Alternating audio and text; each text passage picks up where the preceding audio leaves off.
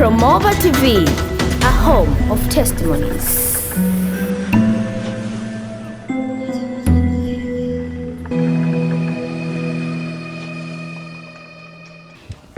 Bwana Yesu asifiwe, wana wa mfalme Yesu. Jina langu ni Mwalimu Glorimina Venance Mpua. Yesu ni Bwana na Mwokozi wa maisha yangu. Tuko hapa Arusha kwenye udongo mzuri sana. Bwana ametupanda hapo kwa habari ya huduma ya mtoto. Mtoto wa kiume ni fahari kwa mama yake. Mtoto wa kiume ni majitai kwa mama yake, lakini mtoto wa kiume ni fahari kwa taifa lake. Bwana ametuweka hapo. Tunamshukuru Mungu sana sana sana. Tuko na madarasa ya ukombozi ambao tunaendelea kuwa nayo kwa habari ya watoto. Yote kwa yote, tunakimbilia kwenye mkesha wa wiki la mwisho la mwezi wa sita. Wiki la mwisho la mwezi wa sita. Sitafurahishwa sana kama utaikosa hiyo live. Na wakati mwingine waweza piga simu ofisi ya Promova TV, waweza piga simu kwenye ofisi ya mtoto ili kwamba tukuelekeze kwamba itakuwa ni tarehe ngapi. Lakini wiki la mwisho la mwezi wa sita litatupelekea kuomba. Funika macho yako tuombe. Baba yangu na Mungu wangu, utukufu ni wako Ebeneza, mamlaka ni yako Ebeneza. Hakika wewe ni Baba. Tuko kwenye darasa hili la ukombozi kwa habari ya agano.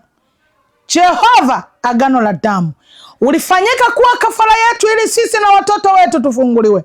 Utukufu na heshima na zamani zako Baba, mikononi mwako tunajikabidhi. Mikononi mwako usituache, mikononi mwako usitupite. Unapozuru kanisa lako Yesu, na sisi usitupite Bwana, katika jina la Yesu Kristo aliye hai. Anza pamoja nasi darasa letu kwa ajili ya utukufu wa damu yako yenye thamani, nikiomba na kuamini. Amen. Karibu sana mwana mfalme Yesu. Tuko na mwendelezo wa masomo yanayohusiana na marufuku ya damu. Marufuku ya agano la damu. Ikiwepo marufuku ya agano la damu, kwenda mbele ni ngumu sana. Na je, kwa nini tunasema marufuku? Kwa ajili ya nini? Kwa ajili ya elimu ya watoto wetu. Huyo mwanandoa wa leo alikuwa mtoto juzi, alikuwa mtoto mwaka ule uliopita. Yule mbunge wa leo alikuwa mtoto miaka 20-30 iliyopita.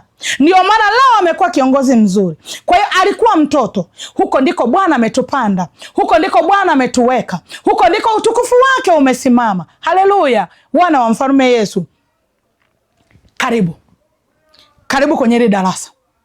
Agano la damu ni agano gumu sana, na watoto wetu wameshindwa.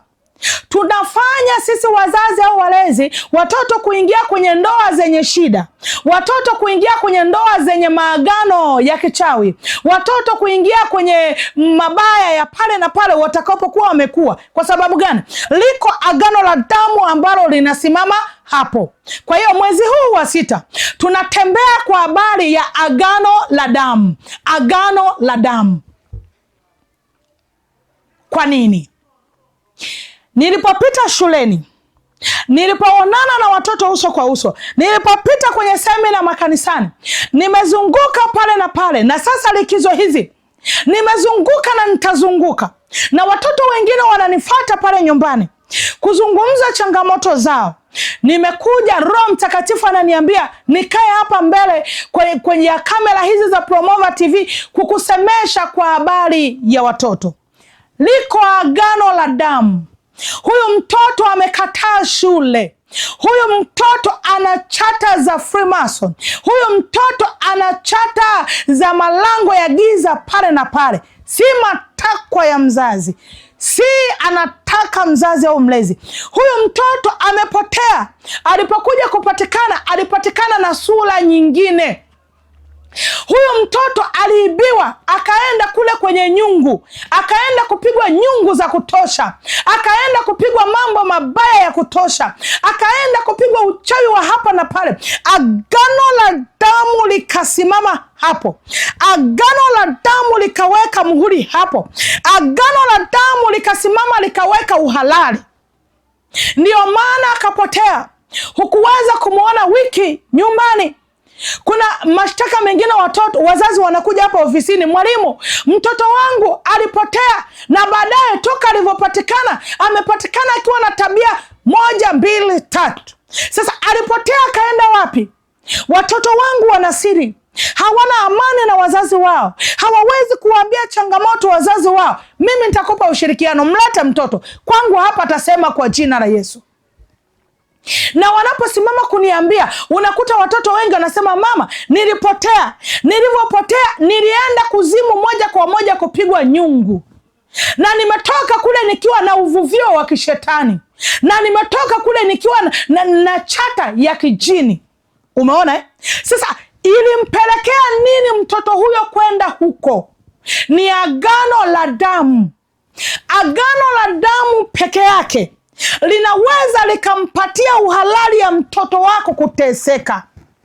Nataka nijibu yale maswali ya wale wanawake na wanaume walivyokuwa wakiniuliza kwamba mwanangu darasani anasinzia, mwanangu amekataa shule, mwanangu huyo amekutana na agano la damu. Mwezi wa 5 tarehe 29 tulikuwa na maombi kwa habari ya kuombea akili. Ilikuwa ni akili, sieti lakini huo mwezi wa 6 ambao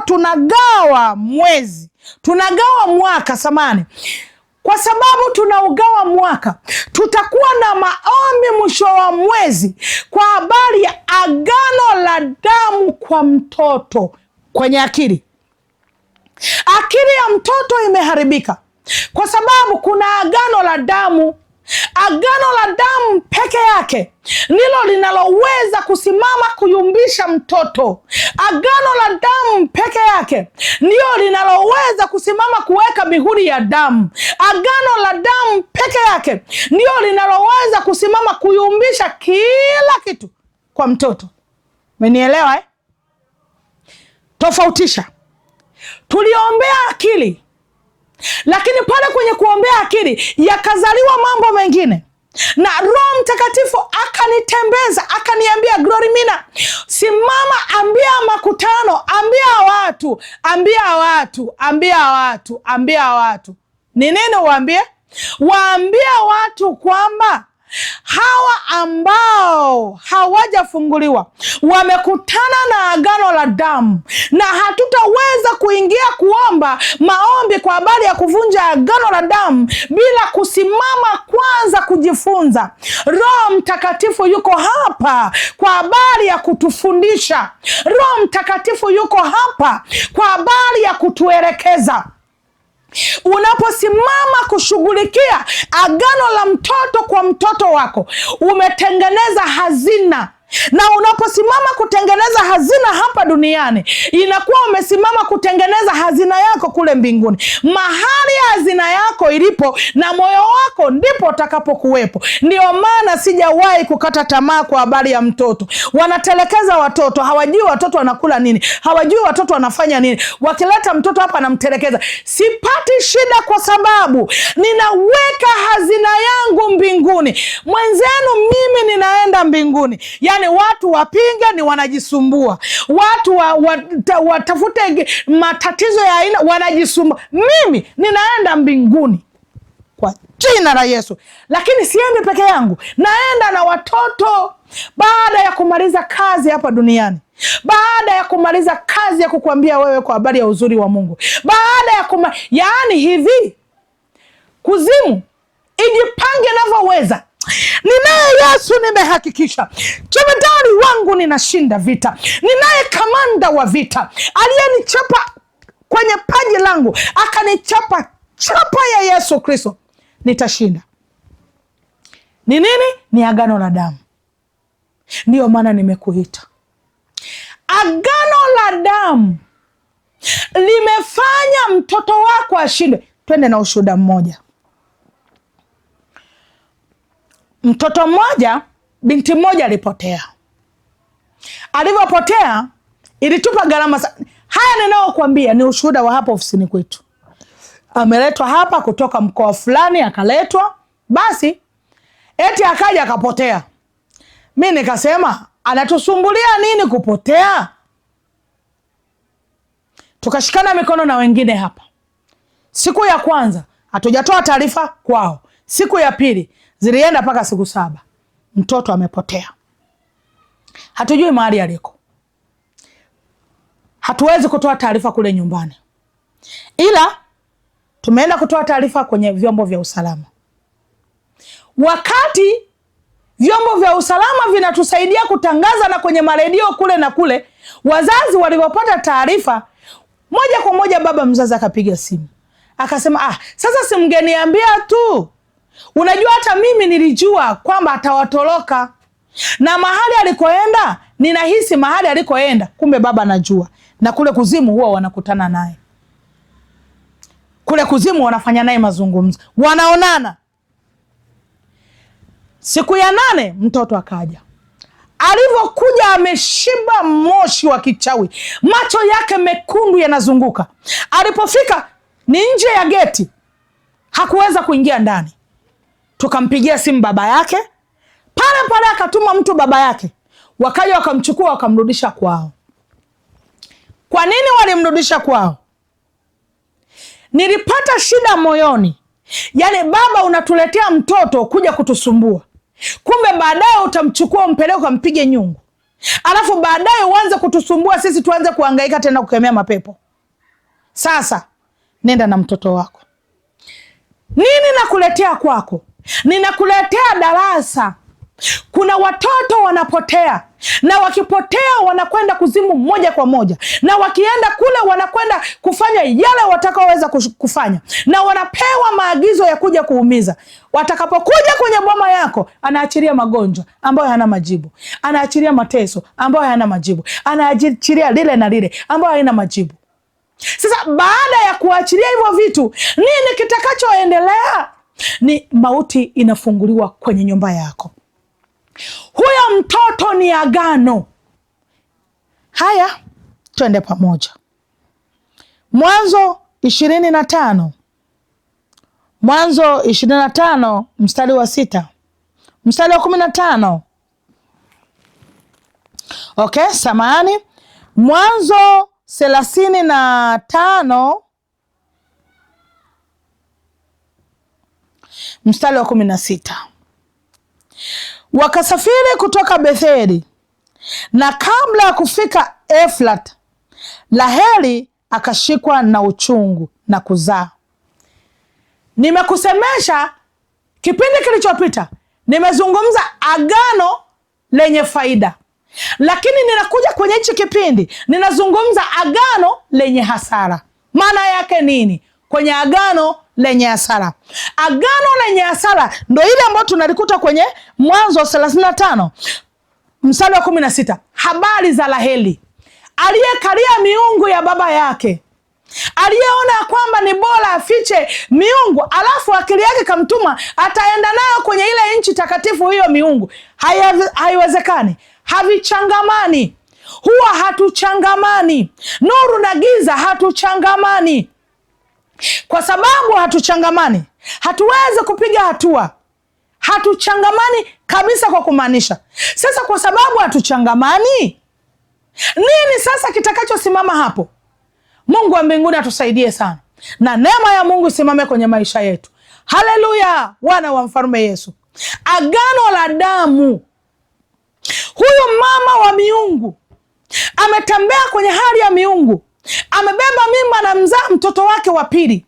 Nini ambacho kimetokea? Na huyu baba ana agano la Mungu Jehova. Agano lake linadumu kwa sababu limebeba Mungu asiyeshindwa chochote. Angalia hapo mchuano ulipokuwa, mtoto anatakiwa kuzaliwa wa vinasaba, na huyo mtoto wa vinasaba ataenda wapi? Mama na miungu yake anamwangalia, Raheli na miungu yake anamwangalia, Yakobo na Mungu wa Israeli anamwangalia huyu mtoto. Kwa hiyo mtoto anagombaniwa na madhabahu mbili. Ni madhabahu gani itakayoshinda? Hizi madhabahu mbili ziliungana zikatoa mtoto. Hapo pana agano. Sasa angalia, tuzungumze kwa habari ya agano la uharibifu. Angalia, Raheli na miungu yake, anakuja kutoka kwa baba yake, anakuja huku akiwa amemaanisha kwenda kuchafua nyumba ya Mungu Jehova, akienda na miungu ya baba yake. Sasa hapo katikati kuna nguzo hapo inataka kusimika, kuna nguzo hapo inataka kusimama, kuna nguzo hapo inataka kuchimbiwa, kuna nguzo hapo ya agano. Angalia kitu Raheli anakwenda kukifanya. Na wakasafiri kutoka Betheli, na kabla katika Efrata, Raheli akashikwa na uchungu na kuzaa, na uchungu wake ulikuwa mkali. Ikawa alipokuwa anashikwa sana na uchungu, mchunga akamwambia, usiogope, maana sasa utamzaa mwanaume mwingine. Kumbe alikuwa na mwanaume tena, ambaye mtoto wake wa kwanza wote tunamfahamu. Mstari wa 18, ikawa hapo katika kutoa roho yake. Kumbe alitoa. Angalieni agano la uharibifu linavyomaliza watu. Hili agano la uharibifu ametoka nalo kwenye nyumba ya baba yake, amekwenda kule kwenye nyumba ya Labani. Labani wakati amekubali kumuoza, nini hapo kinachoendelea? Anabeba miungu, anaificha, anatembea nayo kwenye begi lake, anasema nimeenda kuolewa, ninakwenda kuolewa na miungu ya kwa baba yangu, na hii miungu ya kwa baba yangu inanipelekea mimi kwenda kuchafua lile hekalu la Mungu. Kwa hiyo kwa upande mwingine, Raheli alikuwa amebeba kitu kingine cha maumivu. Raheli alikuwa amebeba vita ndani yake. Raheli alikuwa amemaanisha kwenda kudhoofisha huduma ya Yakobo. Raheli kuna chama cha siri kilikuwepo hapo, kuna chama cha siri kilikuwepo, na ndio maana huduma za watu wengi zinakufa, kwa sababu kuna chama cha siri kiko hapo, na ndio maana vitu vingi sana vinaharibika kwa sababu ya chama cha siri kipo mahali hapo. Chama cha siri kikasimama, chama cha siri kikitolewa na sadaka za kichawi, kupenya watakatifu wa Mungu inakuwa ni ngumu sana. Saa imefika ya maachilio, saa imefika ya maachilio. Hatukuzwe mwana wa Adamu, maana Baba anakwenda kuvunja agano la damu la mateso kwa watoto wetu. Maana Baba anasimama kutukomboa tena, maana Baba anarejesha furaha tena, maana Baba anainuliwa tena, maana Ebeneza, kwenye uzao wa mwanamke kinakwenda kutokea kitu. Ninasikia kutetemeka, matetemeko makuu. Ninasikia kumwazimisha Bwana kwa utukufu wake. Hata sasa Bwana ameonekana, hata sasa Bwana ametukumbuka, hata sasa Bwana ametembea kwa watoto wake. Moyo wangu huwa unasikia aibu ninaposikia uharibifu mkubwa unaotendeka chini ya jua hili kwa habari ya mtoto. Wiki la mwisho la mwezi wa 6, na kuomba ukisikia tangazo tu njoo, tutakuwa na live hapa tena. Ni muhimu sana. Mungu yuko upande wetu. Chama cha siri kimetuvurugia watoto. Chama cha siri kimekuwa kina kibali kikubwa. Utendakazi wa malango ya kuzimu huwa ni wasiri sana.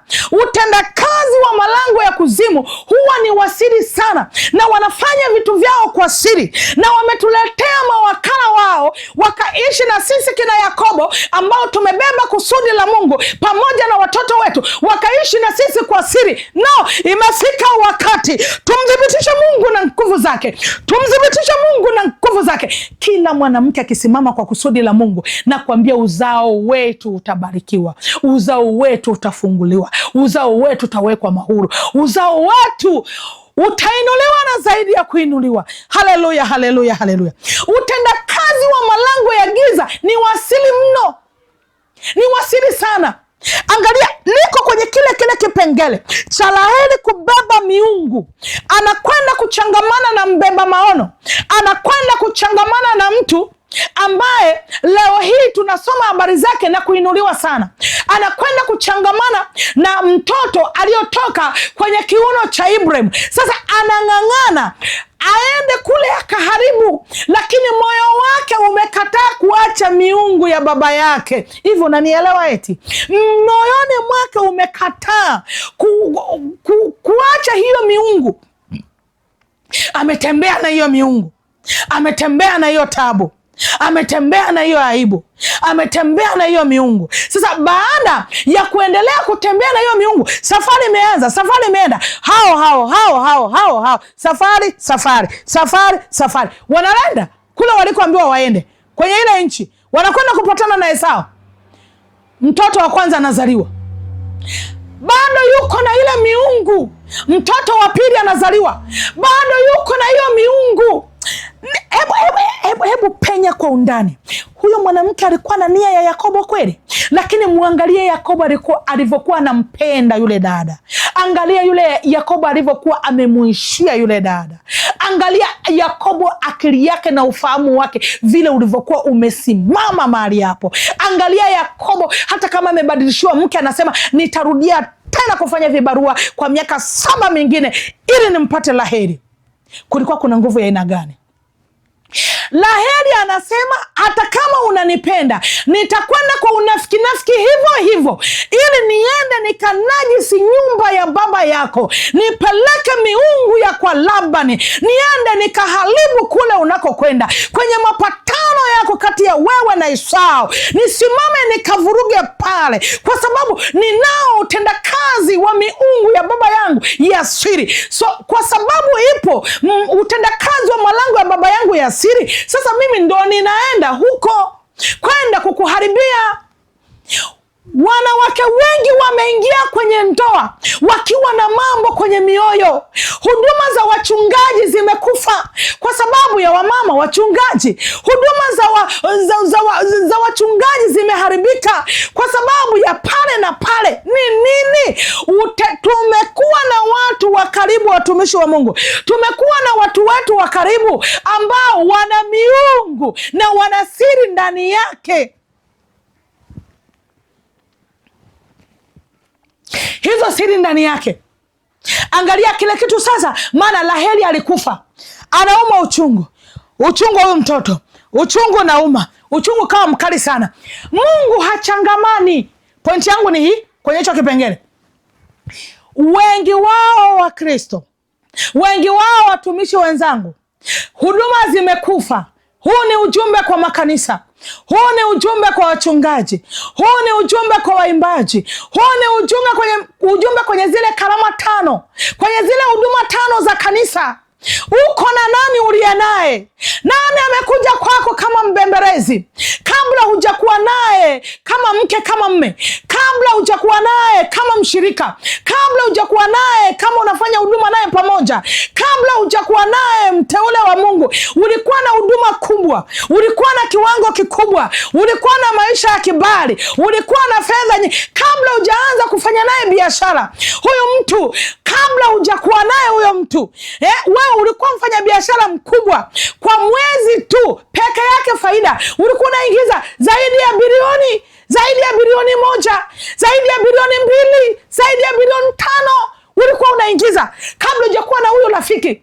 Kimetendeka nini? Huyo mtu amekuja kwako, kila kitu kimekufa, biashara imekufa, huduma imekufa, ndoa imekufa, majirani wamekuchukia, kazini kwako umefukuzwa, kampuni yako imefungwa, kila kitu kimeharibika. Ni nani? Huyo ni mtu ambaye alikuja na miungu. Miungu ilikuwa ina nguvu. Asili ya miungu huwa inatolewa sadaka. Wewe ukienda kanisani ukitoa 1,000 unakuja kujilaumu njia nzima. Unao shilingi 200,000 lakini huna taa aibu unatoa 10,000. Huna taa aibu unatoa 1,000. Unategemea utaishinda hiyo miungu? Miungu, uchawi wa miungu ni uchawi wa masadaka ya damu ya wanyama. Uchawi wa miungu inakulaga mbuzi, miungu inakulaga kuku, miungu inakulaga damu ya ng'ombe, miungu inakulaga damu ya njiwa, inakula damu ya viumbe hai. Wewe unakwenda madhabahuni, unakwenda kupeleka 1,000, 2,000, 10,000, una milioni 5, unakwenda kutoa 10,000. Yani ni ile change ile ya ziada. Alafu useme kwamba ukabiliane na madhabahu ya miungu. Hakuna. Yakobo alivuka huo mtihani. wa kumbadilishia mtoto wake jina, kwa sababu alikuwa ana tabia ya kutoa madhabahuni sadaka yenye uhai. Alikuwa na tabia kutoa ng'ombe, kondoo, alikuwa na tabia kutoa sadaka za uhai. Ndio maana alishinda ile miungu, ndio maana ushindi ulipatikana kwake.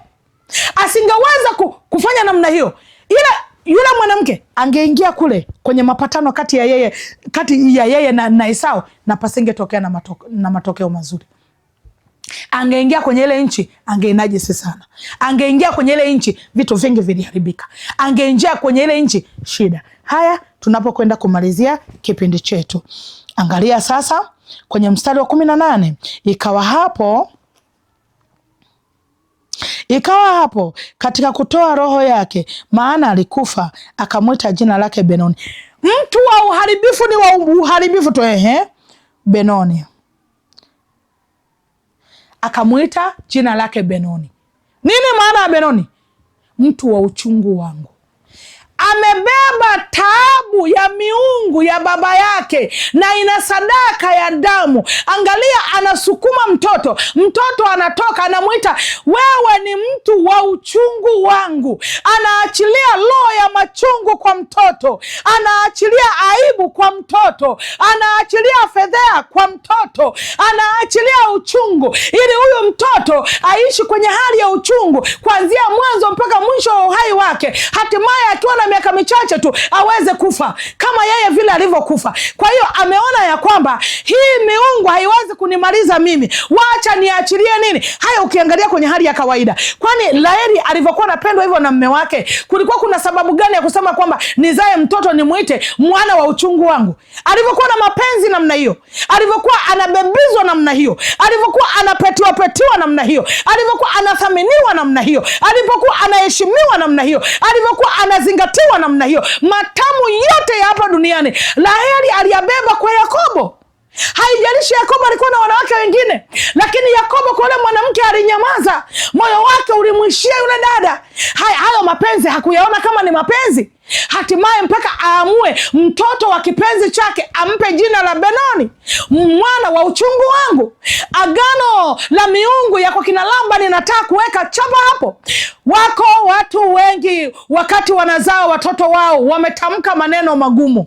Wakati wanazaa watoto wao walikuwa na agano. Hilo ni agano la damu. Sasa mwenye kesi ya namna hiyo, hatuwezi kuvuka hapo bila kuwa na sadaka. Sadaka yetu ya kwanza ni damu ya Yesu, lakini pia tutakuwa na chochote mkononi ili kunyunyiza damu ya Yesu kwenye hilo agano.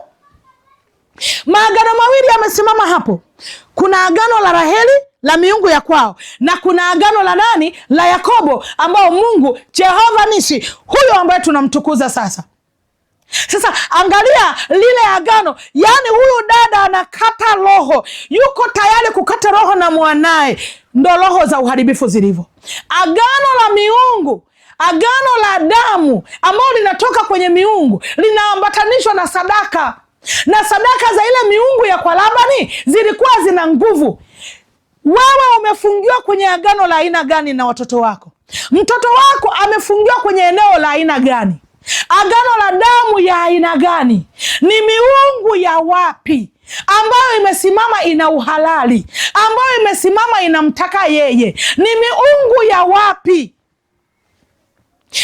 Asili ya miungu ya aina yoyote lazima iendane na damu. Sasa kama lazima iendane na damu, piga uagaragaza, piga uagaragaza. Lazima na wewe namna ya kujichomoa, uandae sadaka yako. Tunapokuja kuingia kwenye wiki letu la mwisho la mwezi wa 6, tukiwa na live yetu ya maombi, basi usimame na sadaka yako. Twende tunyunyize damu ya Yesu kwenye hiyo mipaka. Agano lile linaumiza. Wengi wamefunga biashara zao, wengi huduma zao zimekufa, wengi watoto wangu wengi wamekataa shule. Kwa nini wanakataa shule? Eneo la mtoto kukataa shule sio ubaya wa shule, sio shule ile haifundishi, sio mkuu wa shule hafundishi, sio ile shule ina ufarumu mbaya. Ni jambo liko la kiroho. Mtoto amekutana na marufuku, mtoto amekutana na kitu ambacho kinampa shida, mtoto amekutana na wakati mgumu mno. Mtoto ni kwamba hawezi kukusimulia tu, aliyokutana nayo ni agano la damu. Wamekuja watu wa asili wakatembea naye, kumbe wamekamata damu, kumbe wana miungu.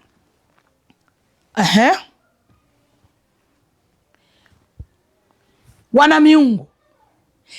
Kwenye ile kipengele kinachofuata tutaendelea hapo kwenye hiyo miungu na hiyo nguvu ya miungu. Endelea kuwa na Mwalimu Glory Mina, Venance Mpua. Yesu ni Bwana na Mwokozi wa maisha yangu. Funika macho yako tuombe. Baba, kwa ajili ya utukufu wa damu ya Yesu Kristo aliye hai, mikononi mwako Ebeneza tunajikabidhi. Usituache Bwana, wala usitupite unapozuru kanisa lako Mungu wetu.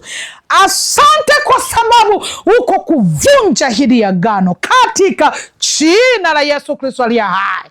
Agano la kipepo kwa wana wetu. Utukufu na heshima na adhama ni zako Yesu. Mikononi mwako najikabidhi tukiomba na kuamini. Amen. Mwendelezo pati naofuata. Karibu sana. Glory Mina Venance Mpua 0768972891. Hiyo ni namba yangu. Nakupenda.